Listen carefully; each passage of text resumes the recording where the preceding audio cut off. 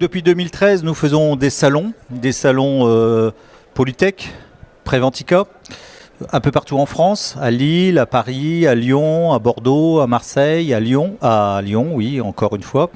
Le village amiante, c'est l'émanation de l'association Réseau A+, qui est la chaîne de compétences des acteurs de l'amiante. Donc nous avons l'honneur d'avoir Monsieur Mogard, le président de Calibat. Oui, je ne suis pas là comme président de Calibat, je suis là comme président du plan recherche-développement amiante, qui est un plan d'une grande ampleur. Il faut quand même voir qu'on a mis dans les tuyaux 18 millions d'euros pour soutenir la recherche et le développement sur des procédés innovants en amiante, qu'on a mis tous les moyens pour évaluer la performance de ces procédés innovants dans une commission qui s'appelle la CEVALIA, une commission d'évaluation de tous les procédés amiantes, que nous avons financé toutes les règles de l'art de construction en présence d'amiante, que ce soit au hasard des sous-sections 4, si je puis dire, ou en sous-section 3, lorsqu'on sait qu'il y a de l'amiante partout dans le bâtiment. Donc c'est un effort sans précédent qui est à la disposition de tous les maîtres d'ouvrage, que ce soit les grands maîtres d'ouvrage sociaux, mais aussi les maîtres d'ouvrage du secteur privé et des particuliers. Et il se passe des choses. En ce moment, il y a des innovations qui arrivent. Vous allez en voir une qui va être décrite tout à l'heure. Qu'est-ce qui s'est passé? Il s'est passé que pour cette innovation, un groupe d'expertise, ce qu'on appelle une expertise globale par plusieurs experts, a conduit à l'autoriser, dans les conditions d'utilisation qui sont définies. Voilà. On dit tel procédé a telle efficacité et si on l'utilise, le mode d'emploi, si je puis dire, de ce procédé, eh bien nous donnons la garantie qu'il n'y a pas de prise de risque pour les ouvriers qui utilisent ce procédé et lorsqu'on est en territoire occupé, enfin par les gens et les gens qui sont alentour. Donc il y a une protection, c'est très nouveau, ça n'existait pas avant. Et donc désormais, tous ceux qui ont des procédés qui ils n'arrivent pas à les mettre sur le marché où c'est difficile, eh bien cette commission en ce moment fonctionne de façon gratuite. Ça n'a aucun coût pour présenter son innovation et on paie tous les modes de preuve, c'est-à-dire les chantiers expérimentaux, on paie les surcoûts de ces chantiers expérimentaux. Donc c'est un événement majeur qui est en train de se placer. Alors vous me demandez à la suite des annonces du président de la République qu'est-ce qui va se passer dans notre secteur. Je ne peux pas vous le dire dans le détail, bien que je sois co-animateur du plan de rénovation énergétique du bâtiment. On va voir quelles sont les modalités qui sont proposées. Ce que je sais, c'est que nous obtiendrons sur les certificats d'économie d'énergie des crédits pour poursuivre en partie le PRDA. Donc le PRDA n'est pas à l'arrêt, il aura moins de crédits qu'avant, mais nous continuerons à accueillir des innovations. Donc c'est important de le dire, il s'est passé quelque chose, ce n'est pas la même situation qu'il y a 4-5 ans. Nous avons désormais un processus continu d'accueil des innovations, de sécurisation de ces innovations et donc de possibilité de mise sur le marché des innovations. Voilà, c'est un événement, je sais tout ce qu'a fait le réseau amiante, mais je voulais insister sur le fait que nous avons du neuf. Alors, ceux qui ont des innovations autoproclamés, je vais m'expliquer, qui disent voilà mon procédé, il a telle et telle caractéristique, ça marche très bien. Là maintenant qu'il y a une commission d'évaluation, il faut passer à l'évaluation, au bon sens du terme, c'est gratuit et c'est la preuve par une expertise collective que le produit ou l'outil marche bien. Voilà. Donc moi je ne fais que vous inciter, tous ceux qui ont des innovations. D'ailleurs, on était sur le stand aujourd'hui, là, le PRDA. Nous avons rencontré certains candidats. Donc, vous pouvez le dire, le bouche à oreille, vous pouvez le dire. Il faut à tout prix faire évaluer ces procédés. Voilà. C'est le juge de paix. Nous avons désormais un juge de paix, au bon sens du terme, de paix et de prévention, qui est cette commission d'évaluation. Merci. Voilà, donc de toute façon, toutes ces informations, plateforme PRDA continue à fonctionner pour trouver. La Cevalia, pareil, on a le site de la Cevalia pour pouvoir trouver toutes les informations. Et donc, petite réponse à ma question, oui, on n'a pas forcément besoin d'un PRDA 2, puis saison 2, puisque la saison 1 continue. Si j'ai bien compris, c'est la saison 1 qui continue. Et on reposera la question en quelques mois sur la saison 2. J'invite monsieur Jérôme Charderon à venir en tant que CARSAT un petit peu, donc de venir nous expliquer la présence du GRIA, donc Groupement Régional Interinstitutionnel Amiante, donc dans ce pôle de compétences amiante. Bien, alors que, en fait, dans ce GRIA, vous voyez des institutionnels qui ont comme mission finalement que la santé, mais la santé en général, mais la santé au travail en particulier, en fait, se développe dans les entreprises, de manière générique. L'amiante est une des problématiques qu'on rencontre, comme dans d'autres problématiques, mais une problématique majeure en termes de conséquences sur la santé. Donc autour de vous, là, dans ce GRIA, comme vous dites, GRIA, vous voyez que ce soit la Directe, l'OPP, les CIST, les services de santé, que ce soit l'Agence nationale de santé, en fait, c'est toutes des missions de santé. Alors la thématique amiante est restée très forte. Il faut savoir quand même que chez nous, c'est un impact très très fort pour les salariés qui sont victimes de l'amiante, avec des coûts très élevés qui sont symboliques des douleurs très élevées qu'il y a derrière. Voilà, donc ça, pourquoi on y est? Parce que c'est important, c'est un vrai problème de santé. J'enfonce une porte ouverte, mais enfin, on est là pour ça. Une fois qu'on a dit ça, comment on va s'y prendre? Enfin, tout seul, on n'a pas les moyens chacun de développer toutes nos expertises. Et ensemble, par contre, on va se retrouver. Et c'est vrai que la thématique de l'amiante est rentrée dans une priorité de l'État, dans le plan régional santé et travail. Et sur cette priorité de l'État, a déterminé pour les 4 ans que l'amiante devra être un thème travaillé en commun par les institutions. Ce plan régional de santé et travail vient d'être d'ailleurs présenté à tous les partenaires. On était en réunion il n'y a pas longtemps, la semaine dernière, et cette thématique a été mise en place. Voilà. Donc on va venir avec chacun avec nos compétences particulières. Et nos compétences particulières, les nôtres, c'est de pouvoir intervenir sur des chantiers auprès des entreprises qui est demande ou pas demande, on va y aller, on va voir les problématiques et on va intervenir. C'est pas que du BTP, sous section 4 d'ailleurs, c'est pas que du BTP, très loin de là. Et donc dans l'ensemble des entreprises qu'on suit, il peut y avoir des problématiques sur lesquelles il va falloir investir là-dessus. Alors chez moi, j'ai 2 collaborateurs, Pierre-Alban Doucet que tout le monde connaît ici, là, j'ai l'impression.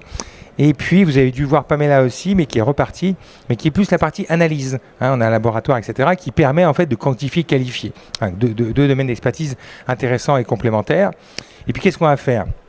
Alors, on a des programmes. Madame, et tout à l'heure, on parlait des bailleurs sociaux. Vous êtes, je crois, délégué amiante là-dessus. Nous, on va travailler avec les bailleurs sociaux. Alors, sur l'acte de construire, mais on n'oubliera pas cette thématique. Vous êtes dans des puissants chantiers de rénovation. Et dans la rénovation, il y aura sûrement la thématique de l'amiante. Il faudra l'intégrer dans les priorités qu'on a, par exemple, avec les bailleurs sociaux ou dans tel et tel domaine d'activité qu'on va suivre particulièrement. Et puis, on a aussi, vous avez parlé, monsieur a parlé des montants d'aide. Alors, on a des outils financiers. Alors, je vais dire positifs et négatifs. À la fois, on peut accompagner financièrement les expérimentations et les entreprises, mais à la fois, on peut les inviter en termes de malus, à agir et intervenir. Voilà, on va essayer de mobiliser un peu nos outils, mais dans le cadre d'un plan régional santé-travail, pas dans une dynamique seule, et on n'y arriverait pas d'ailleurs, et c'est en commun qu'on va y aller. Et donc merci aussi, parce que c'est vous aussi qui avez ouvert cette possibilité d'avoir un stand en commun, d'institutionnel. Donc on se sent bien ici, d'ailleurs on revient, on se sent bien ici, et du coup on a de quoi travailler. Et dernier petit mot pour finir, on va construire les 3-4 ans là qui viennent, on va définir nos priorités pour les 3-4 ans. Donc c'est de bon ton d'être ici, parce qu'on entend des tas de choses qu'on pourra intégrer dans nos priorités pour les 3-4 ans. Merci. Merci Monsieur Charderon, c'est vraiment l'esprit village de se retrouver comme ça très convivialement à la fin d'une première journée, d'échanger très librement, même si c'est bien sûr ce sera enregistré et on en tirera toutes les conséquences. Madame Guinard, si vous voulez venir de quelques mots en tant que représentant d'un bailleur social et sur cette journée, l'intérêt que vous voyez en tant que bailleur social de venir participer à ce salon. Alors oui, donc nous sommes membres maîtrise d'ouvrage pour le réseau A+. Nous sommes représentants de cette comment on va dire ça, catégorie-là, d'acteurs. Il nous semble évident que par rapport à notre thématique et par rapport à notre responsabilité, il faut absolument que tous les acteurs soient solidaires autour de cette thématique-là et de cette problématique pour pouvoir mieux gérer ce risque. Donc ce risque qui, pour l'instant, on n'a pas trouvé toutes ces solutions au niveau technique pour pouvoir être correctement géré, tant au niveau des entreprises qu'au niveau des donneurs d'ordre aussi, il faut le dire. Donc on a tous notre part à apporter pour pouvoir construire quelque chose de cohérent et de pouvoir sécuriser l'ensemble, que ça soit au niveau des actions régionales ou nationales, que ça soit entre bailleurs ou que ça soit en collaboration avec d'autres acteurs de la filière. Je pense à Je pense que c'est très important et très important également que l'on se comprenne pour mieux avancer et monter tous en compétences. Voilà, donc dernier petit discours, après on va passer aux choses sérieuses. Monsieur Hervé Lafarge pour la fédération SCOP BTP. Merci. Donc effectivement, je représente la fédération Auvergne-Rhône-Alpes des SCOP du BTP, donc Société coopérative et participative dans le bâtiment et les travaux publics. Nous sommes heureux de participer à cette manifestation puisque nous avons compris que c'était dans un esprit participatif et coopératif, et donc j'aimerais effectivement vous dire que nous représentons des entreprises de toute taille, puisque ça va de la micro-entreprise jusqu'aux entreprises de 70 salariés, donc de la PME jusqu'à la micro-entreprise, et que toutes sont concernées par la thématique amiante, mais plus largement encore celle de la santé et de la prévention, puisque nous sommes partenaires avec la CARSAT, l'OPP BTP, la Direct, sur un projet santé et performance dans le BTP, où nous réunissons des entreprises pour les engager dans une démarche de performance à travers l'axe santé, mais aussi nous sommes partenaires de l'OPP BTP dans le cadre de conventions où nous engageons nos adhérents à avoir un document unique, mais plus largement à réfléchir à leurs problématiques de santé. Et c'est dans ce cadre-là que une société coopérative qui s'appelle ABOX, qui est membre de cette association, a développé, c'était très sympathique à voir, développé sur une table effectivement un concept qui est une box qui est là pour collecter des petits déchets diffus et proposer aux particuliers et aux petites entreprises un système à travers un bordereau suivi de déchets d'amiante et donc dans toute sécurité pour pouvoir effectivement collecter les déchets, et que l'on retrouve dans toutes les entreprises, même les SCOP, et où les entreprises effectivement qui ont des petits déchets ne trouvent pas de solution. Donc c'est effectivement une solution innovante qui a été travailler avec la CARSAT, travailler avec l'OPP BTP, avec le réseau A+, et c'est en ça que la fédération des SCOP du BTP est heureuse de participer à cette action, notamment parce que aussi nous avons une démarche RSE avec le premier label sectoriel du bâtiment dans la thématique RSE, avec des SCOP RSE, avec ISO 26000, et donc de ce fait, nous engageons nos adhérents à avoir une démarche toujours plus responsable, et notamment sur le sujet de l'amiante, à travers un adhérent qui propose à l'ensemble des entreprises sur les secteurs géographiques d'Auvergne-Rhône-Alpes, PACA et Corse et plus encore, une solution innovante. Merci. Dernier petit discours avant de passer la vidéo de Monsieur Joubert, donc un autre représentant local de cet axe santé bâtiment, et à l'intérieur de ça transition énergétique et problème amiante, donc Monsieur Joubert. Donc moi je suis là comme industriel puisque Verelec, pas moi seul, a mis au point un dispositif qui permet de sécuriser la pose des objets techniques au mur, radiateurs, chaudières et autres tableaux.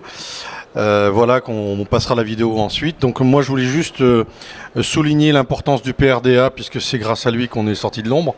On avait inventé quelque chose dont on ne savait pas quoi faire au départ, qui s'est transformé en dispositif anti-amiante et qu'on a amendé jusqu'il y a encore un mois grâce à l'accompagnement de Yasminka et Yves sur les derniers chantiers pour en faire véritablement un objet sécurisant pour l'ensemble des poseurs et pour aussi tranquilliser les donneurs d'ordre, puisque de toute façon quand il y aura des soucis, je pense que tout le monde sera concerné, donc il faut que tout le monde soit tranquille avec ces dispositifs. Voilà, il nous reste le déploiement à faire. Déploiement, ça veut dire finaliser l'objet pour l'intégrer réellement dans des radiateurs, les radiateurs qu'on fabrique nous-mêmes. Et puis on compte sur la filière et on va commencer à fréquenter un peu tout le monde pour justement nous aider, parce que le déploiement, c'est aussi finaliser l'ensemble des procédures qui vont permettre de protéger les travailleurs. Merci. Donc le bar est ouvert.